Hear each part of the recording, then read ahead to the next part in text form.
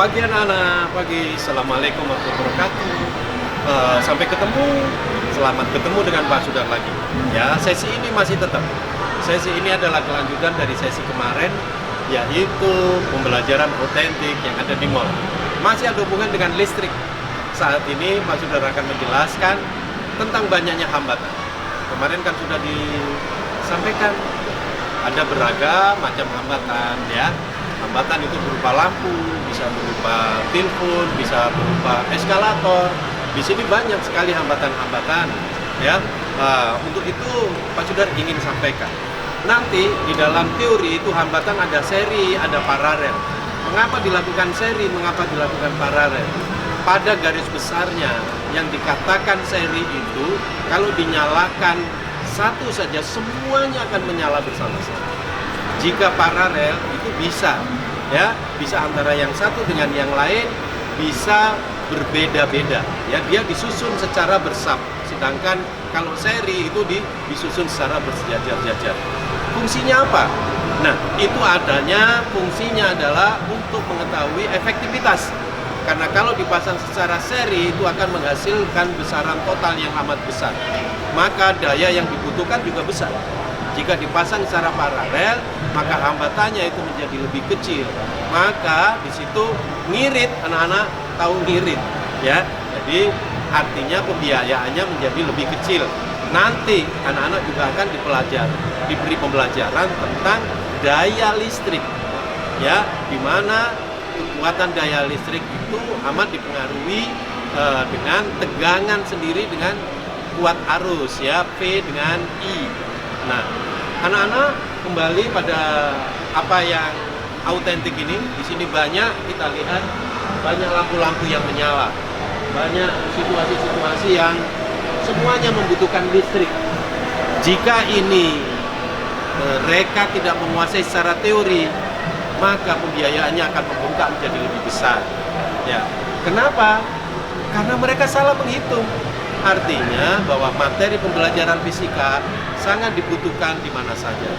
Dalam artian saat ini ketika di mall, hampir semuanya ini dalam melakukan perhitungan, analisa apapun, mereka pasti menggunakan teori-teori fisika.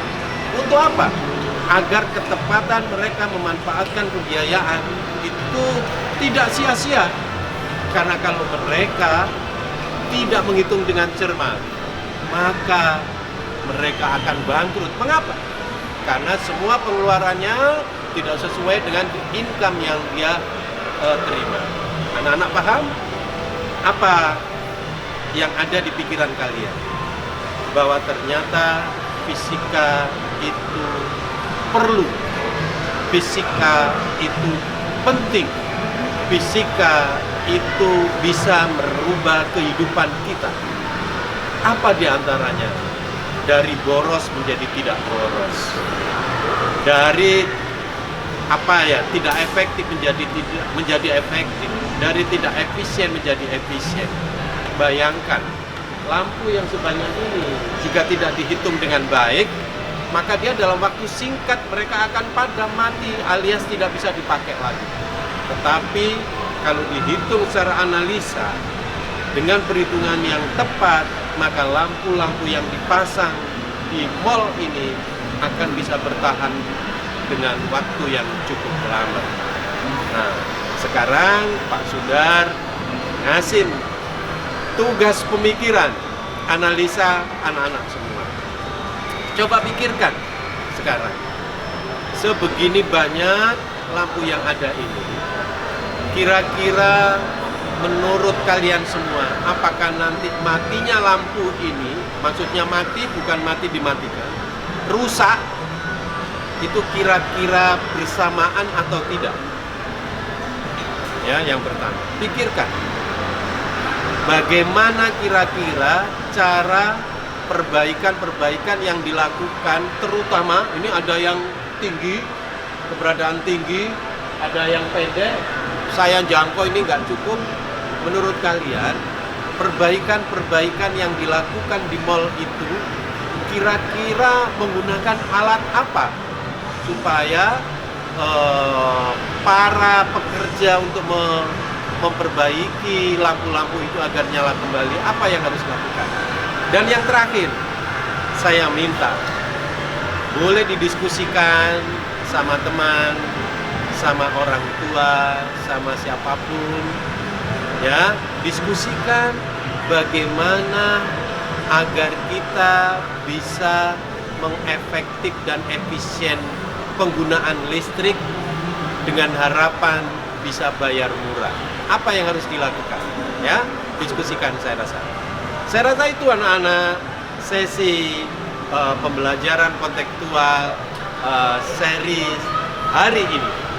Insya Allah kita akan bertemu lagi di seri-seri yang lain.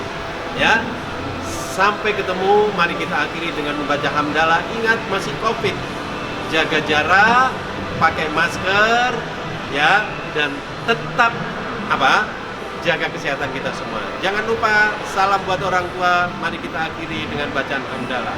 Alhamdulillahirabbil alamin. Assalamualaikum warahmatullahi wabarakatuh. Sampai ketemu di lain waktu. Siap.